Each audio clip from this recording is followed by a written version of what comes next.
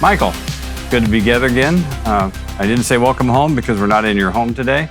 You've got some work going on there, but we're over in our community center, in your office to be exact. And as we spend time together today, a little different setting, but still, it's just great to have these conversations. And welcome back. I know you just rolled in from Kansas City. Yeah, we just rolled in from Kansas City, supporting our family, supporting our son there, supporting the team there. It's in his next chapter of life. They're coming towards the end of their basketball season. So as a father, it's always fun to see them play and see them win, see them lose, but see them grow into men. Yes. And see that whole community and that whole team of people really grow into men that are going to make an impact on that community. So it was good to be there. Well, that actually is a nice segue to start our conversation this week. And I've been thinking so much about the gathering. As we're going through Hebrews, as we look at the Hebrew churches struggling with the pressure they're under culturally, the answer always is in the gathering, with becoming established and supporting one another and sharpening one another and getting that complex state of mind. But then I think about, the why. And as we sit here, we just had a conversation locally about expansion. And we talked in the Des Moines cluster about expansion and the necessity for our young folks, and we have a lot of youth in their 20s and 30s that need to come along and get developed so we can expand. So let's have a conversation about that idea of expansion of our local churches and everything that has to happen for that to be successful. You just can't plant a church. There's got to be some things going on. Yeah, expansion, we've really begun to focus on the next stage here of expansion, as you were saying. And the first thing about that is it's a mindset that all of us have to have as a church family, that expansion is part of our DNA. So if you look at, in other words, when you look at the book of Acts, expansion is occurring.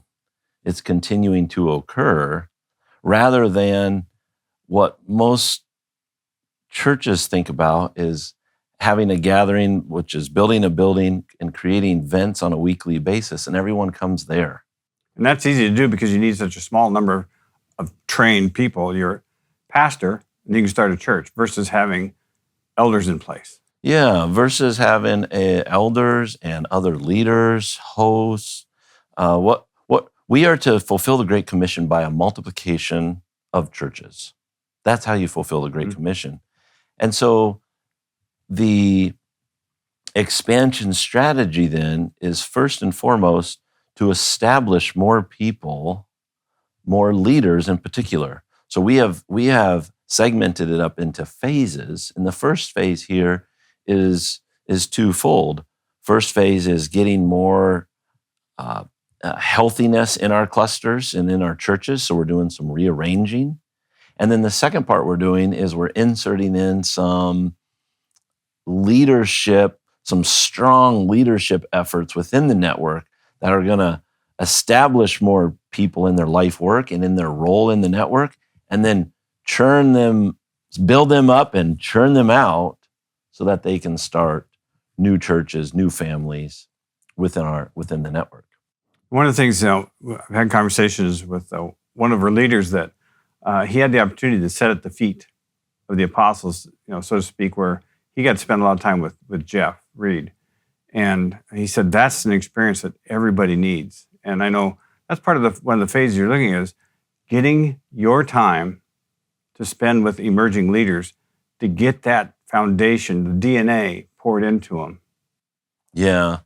So what you're speaking towards, I hear you. You're saying we have some of the specifics of what you're saying are the 16, 17 to 25-year-olds. Part of our work in this first phase is to get a church that really sits with the founder, sits with the people that have started this in the early 70s, committed the last 50-some years of their life to this, and really get into their hearts and minds as they begin to make decisions after high school, into their days after, into their next stage, into early marriages, to really get a prioritization and alignment that the world is telling you success looks like this. Looks like getting a job, starting to get a home, starting to get some possessions, starting to get your financial things in order. And while those things are okay, they're not actually the priorities of being faithful. So the sitting with leaders who have been doing this for 55 years is part of our strategy, and it's really exciting stage, because another piece of it is we're taking young parents who've been married less than 5 years, perhaps, who have just maybe one child that's less than a year old, but a lot of the same tensions from the culture are on them as well. And so getting them to make life work and life prioritization decisions and life habits at this early age is so critical to them being useful for the expansion and establishment of Christ Church, which is what he's called all of us to do. So those are some strategic levers we're pulling on in our local setting. And I think as you explain that, it's patterned after Acts. It's the Pauline cycle where he spent day and night with leaders to get them established. And that's working that out in our culture, in our time, so our leaders can capture that and get that strength of core they need to stand up as they emerge as families. And Yep, it's a multiplication. It just comes down to repeat us. The fulfilling the Great Commission is a multiplication of churches that are strong families. And in order to have strong families, you have to have strong leaders. And to have strong leaders, you have to intentionally develop them. And so that's part of our first phase here of our next phase of expansion. Well, we just had some company come to visit. I guess it's been a couple weeks now, and it ties together. It's a unified one mission. So you talk about our local expansion, but it's also part of your stewardship globally. And the accreditation team came in to look at our global school effort. Working with us. I got to be on an interviews. It's such a privilege to have conversations with the accrediting team. It's a hard work they do, and I appreciate it. And I really enjoyed the day together. But what were the outcomes that we heard from this accreditation process? What did they tell you? Well, they met. Well, let's back up. Accrediting.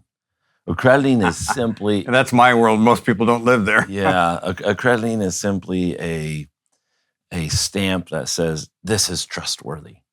This is trustworthy. It comes from through our U.S. Department of Education, and this is through the Distance Education Accrediting Commission. But it just says that this is valid, this is trustworthy. And so we've organized our school and done the schooling aspect of our work to still be church-based, to be based in empowering the church around the world, but to have it be accredited, which is really about being trustworthy. To the students, to the leaders, so that they can have a piece of paper that says this is a bachelor's, this is a master's, this is a doctorate, and this is trustworthy. Because that's essentially what Paul is saying when he's commending people. And so this is a cultural currency aspect. So that's the essence of what it is. It's a tremendous amount of work in order to do that. They have 560 or 70 some checklist items that you have to get yes on them. You have to complete them. So that's kind of the background behind the curtain of what's happening. But to your point, they were on site and have a lot of leaders that come here and they talk to all the different teammates. They talked with you, they talked with me. So at the end, which was so impactful, the chairman of the team and then the other leader of the team came and they do a 10-minute just exit interview. And about 5 minutes of it is pre-planned of they wanted to cover these things. And the other 5 minutes is left to whatever they want to say. And this leader who's been on over 100, been a leader in different universities throughout his lifetime, just really accomplished gentleman, has said, the way you're approaching education is innovative. And yet I haven't seen where a board structure fits the innovation, because your board structure in and of itself is innovative. And without those two matching, over time, what would happen is the board would, I can't remember exactly the word he would say, but in my own words, the inference is that it would push down or suffocate the vision over time, or it would become more of a maintenance of the vision rather than continuing to be innovative.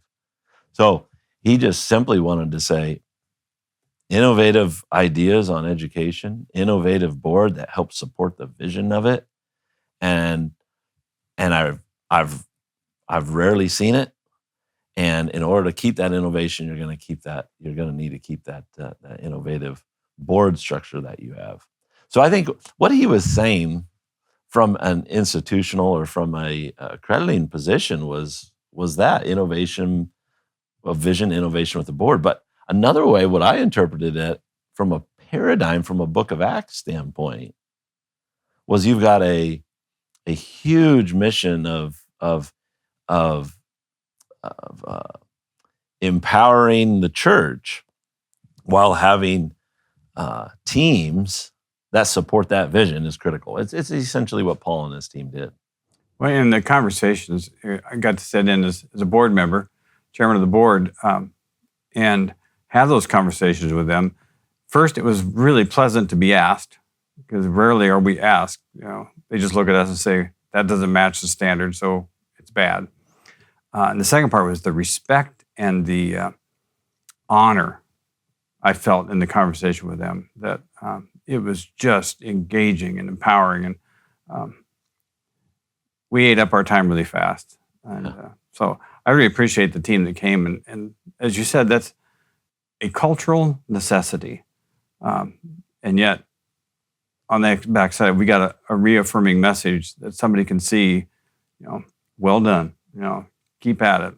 And as we think about all the things we do, it's hard to stay focused and stay on mission when there's so much to be done. And that's one of your great gifts, is you stay on mission. But you also struggle because there's so much to do. Right after the accreditation, you went to Florida and with the Bible translation group. And talk about or walk through with us the process in your mind of why that gets time and the value of your investment in that group. Oh, man. Because it does link together the idea of boards. It's managing these programs. Yeah, so I did. I went down to Florida and talked with there's a team there. As we've talked about it before on this set, but it's a very innovative team in Bible translation, using and empowering the church around the world to translate the text for their purposes, not because we have a checklist in the West of all the languages, but primarily to empower the church and equip the church in order to do this translation. Because ultimately, Bible translation, having a biblical text alone is not adequate. You have to have leaders and you have to have people that can equip other people in what the text actually means. Think about Philip and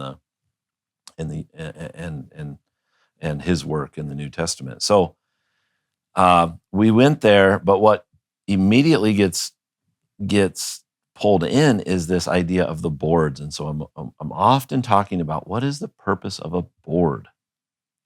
So in the West, as we know, in order to remain a nonprofit, you have to have a board.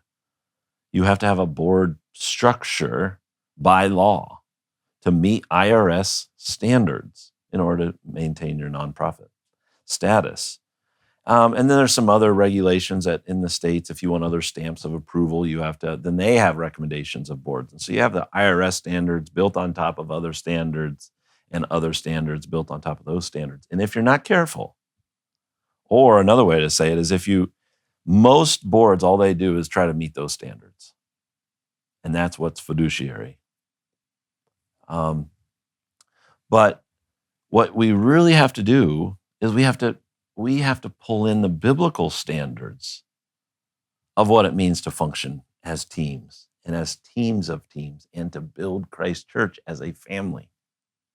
So we do have to follow the law of our land that we live in. But we also have to tie ourselves so tightly to Scripture that we're faithful to the paradigm, the patterns of how to have teams of teams.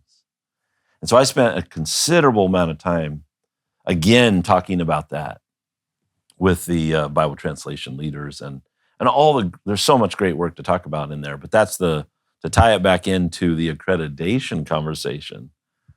I felt like, boy, someone from the outside in the accreditation world saw absolutely the importance and the matching of innovation with innovative team of teams or boards. And in the Bible translation world, we have to do the same thing. What is that? There's a unity that comes from operating by the principles of the teaching.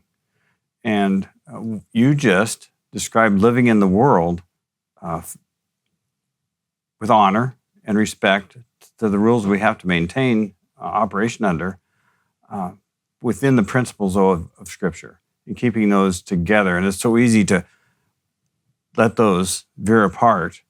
And you've got a group over here just working on ticking off the boxes, and then the team's out. And then all of a sudden you don't have that unity. And the oversight becomes meaningless in all reality to the mission. And I've been on board like that. It's not a bad thing. It's just a reality of the way things are set up in the world. But to be able to maintain that unity, that's pretty amazing, which I'm stuck in Hebrews. I'm a one-note Johnny. But in Hebrews, that sense of gathering to pass on those principles in that double bind of living in the culture and living in your faith. There's pressure that comes from both. And I've been busy with my wife, been editing your gathering paper. And that's probably my input for the Hebrews, seeing the insights there. But as we're going through the gathering paper, we just put together, at your direction, a new version with the gathering, with the foundational principles, but then the skills to make it happen. Mm. And so as a leader that leads a gathering, it's a lot of work to be effective to help people mature. And you're taking that to global leaders. And has that process started? And what's your motivation behind that? Well, we are taking those tools to, specifically in this last month, we've taken them to Ukrainian leaders. One of our leaders is back in Ukraine. If some of you recall, we were there 6 months ago on the ground in Kyiv. And now one of our leaders is back there again. And so we had some Zoom calls with them, encouraging them once again. The war at this point has continued on. One of them was all the way through the recruitment process on the bus, all the way and almost ready to leave at the last part of being recruited or of past recruitment. There's about 4 or 5 stages there once you're initially pulled in. But he was on that bus and they pulled him off, which rarely happens. A last-minute reprieve. And so they've gone through quite a bit, but they are really trying to, in their setting, really move into simple churches that are multiplicative, that are expanding. Where we started. And so these tools around the gathering you're talking about are really tools for the church gathering is what we mean by that, but skills how to function as simple church families, but also be part of a network. But in those skills, we talk about having open dialogue and creating open dialogue everywhere, but all the time, especially in the gathering. You not just have 3 songs, then a 25-minute sermon, and then some ethereal songs at the end to send you home. That's not what you see in the book of Acts. You see primarily not what you see in 1 Corinthians 11:17 to 14:40. You see conversations about all of life. A full different definition of worship you see out of that. Yeah, that we use the term, it's always been a bit of a pattern struggle of worship is seen like in a place and at a time, and we say, oh, thank you for that, those songs of worship, or thank you for this time of worship, but which is really, from a pattern standpoint, not what the New Testament is talking about and defines as worship. Worship is a way of living that is following the apostles' teachings, or the letters, that the 27 letters that were written, their principles. And so a way of life, as Paul says in Romans 12, 1 and 2, is your act of worship. We shouldn't narrow it down just to a handful of things that happen in events. We're picking up too much of the old covenant there of we have to be in the Holy of Holies almost in order to worship. We have to be in a certain state of mind in order to worship. So we talk about those things in the gathering and the skills. We've got to create environments where everyone can share their whole life. And so in that sense, it's really chaotic, but that's what real life is. It's complex and chaotic. A family dinner is always... Yeah, our conversations go here and here and here and here. But as leaders, you have to have the skills then of being able to focus the conversation, influence it towards having people tie their life towards the wisdom of Christ in his teachings, the wisdom of the apostles' letters. And so there's stages of listening and then influencing and then equipping one another to actually tie your whole life to the wisdom of Christ. And those are the skills that we focus on. And they're frankly, Jay, they're skills that help you become better humans. Yeah, it applies to Christ. Well, God's wisdom transcends. Yeah, so you reflect what's being said with people. You reframe what's being said. You posture your body in such a way to listen. You listen to the words and how they're defining the words rather than thinking about how you're going to respond to what they say once they stop talking, which is a fundamental skill that we as humans have to have if we're truly going to listen and understand one another. So those are the things we talk about. In addition to the Ukrainian thing that we talked about, we had, I think, over 10 or 12 different countries, over 200 and some leaders that we just started with as well to do the same process. So across Europe, in Albania, Kosovo, and across some countries in Latin America, in a lot in India, that we're doing these same things.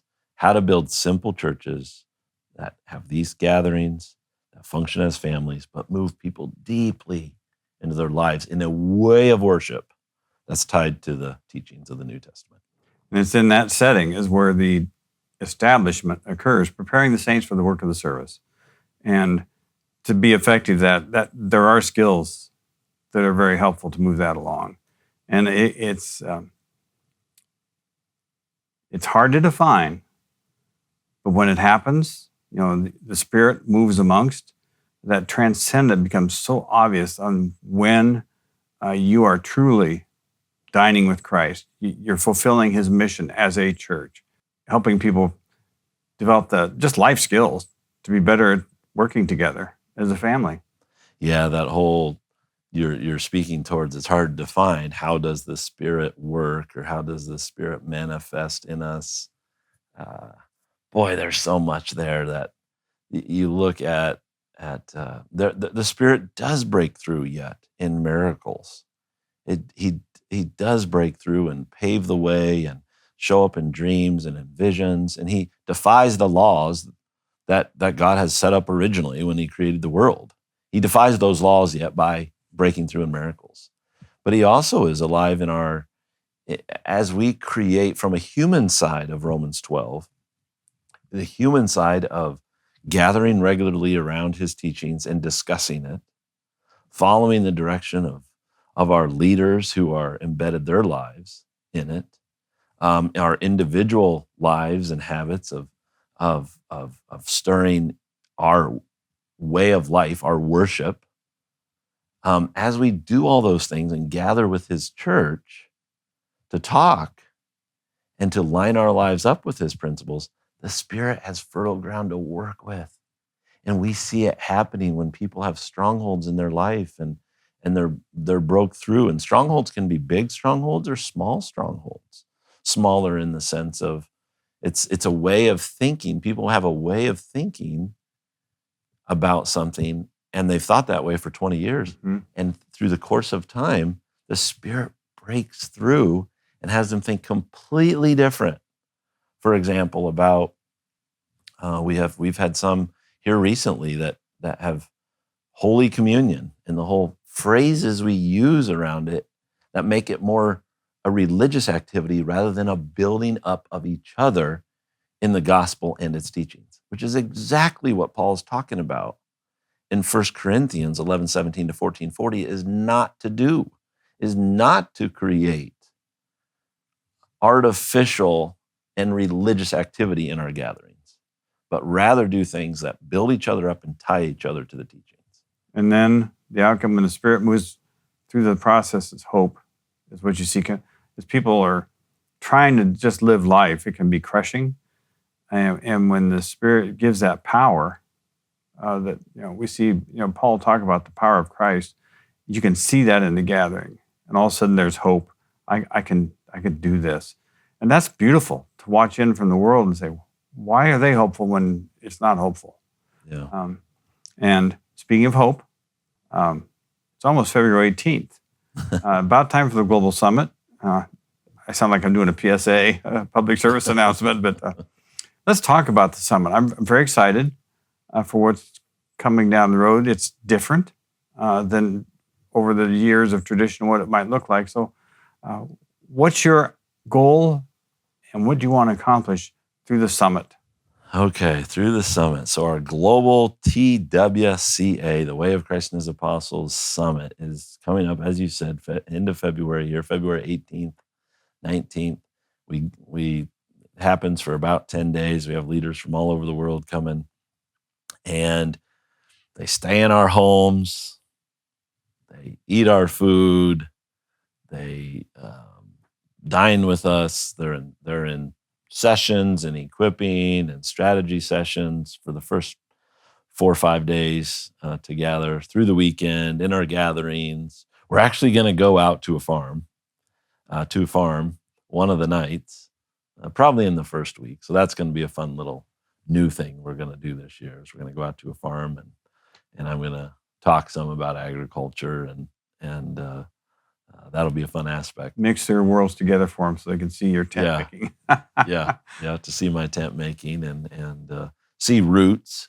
We're going to show them roots on legacy on some corn plants, and then what we're going to do in the following week, we've got about a 4-day stretch here where we really want to speak towards the first few days. Like I said, to review, they're going to talk about their strategies. They're for specific to their networks, and we're going to work with them specifically on their work and setting up plans and strategies for that, and troubleshooting, problem solving. And so leaders will be here. Then what we're going to do the last 4 days, we're going to spend one whole day on mastering the scriptures. Why all of us need to master the scriptures, be on the pathway towards it. All of us are on a pathway. Mm-hmm. We're not just getting sermons. We are to be embedding the principles deeper and deeper into our hearts and mind to build that complex state of mind that you're talking about. Well, example, I could not function in Hebrews effectively until this last look at it through mastering the scriptures, of understanding what the author was trying to accomplish, what his audience was facing, and then all of a sudden it just opens up and the scales fell off. It's like, this is all about us. It just transfers so differently than when you look at it just as segments of snippets. Yeah, we could do a whole thing on Hebrews here, because Hebrews is so easy. Really, it's from a scholarship standpoint, it's one of the 4 books of the 5 books of the Bible that's hardest to understand. Absolutely. And yet Hebrews, once you really understand the framework of it, of how the author put it together, you see it's 5 exhortations. It's 5 exhortations. And so you just chunk them up into 5 bites, and he tells you his purpose, to give you a word of encouragement, a word of exhortation. And so he does that. He splits his 5 exhortations up in an exposition and then an exhortation at the end that summarizes with a little more oomph and precision about what he's after. So he gives you and he roots it, all of the expositions, all and the exhortations, all rooted deeply, deeply in the Old Testament. 5, 7, 8 different Old Testament rootings in each of the exhortations. But we are digressing on so much on Hebrews. Back to the Global Summit. We have to help people understand that value and give them tools by which they can actually not systematically understand the text, because that just takes all the author's organization out and just puts it in these chunks that don't get at the intention of the author, and thus you're not left with the principles that Christ wanted us to have. We're just left with these little cliches or these little mile wide but inch deep ideas. So we got to master the scriptures. We all have to be on a process. We all have to equip our churches to do that. The next thing we're going to do is we're going to talk about life development. Not only do we tie ourselves to the biblical text, but we tie ourselves to mastering who we are ourselves. You have to understand your own life work. You have to help other people understand their own life work, their life story, their own gifts, so that they can then create an understanding of how they fit over here as they master themselves, how they fit into Christ's plan over here. Christ has a plan, and he wants us, he's given us unique gifts, a unique time that we've all been born, a place we've been born into, to fit into his plan. That's what we're going to do then the second day of these 4 days. Then, Jay, hold on, stay with me. We're going to talk about complex networks. The reason you're doing those first two things, mastering the scriptures and mastering your own life, is so that you can build networks of churches, a multiplication of churches that function as families. And so you have to build that network of churches. You can't just build a structure and expect people to show up and put events on at a structure and be fulfilling the Great Commission. That is not what Christ intended. We need to be going out and multiplying our families. And so and more families than just singular churches. We need a networks of churches. Fourth and final day, it'll be Friday the 28th, I believe.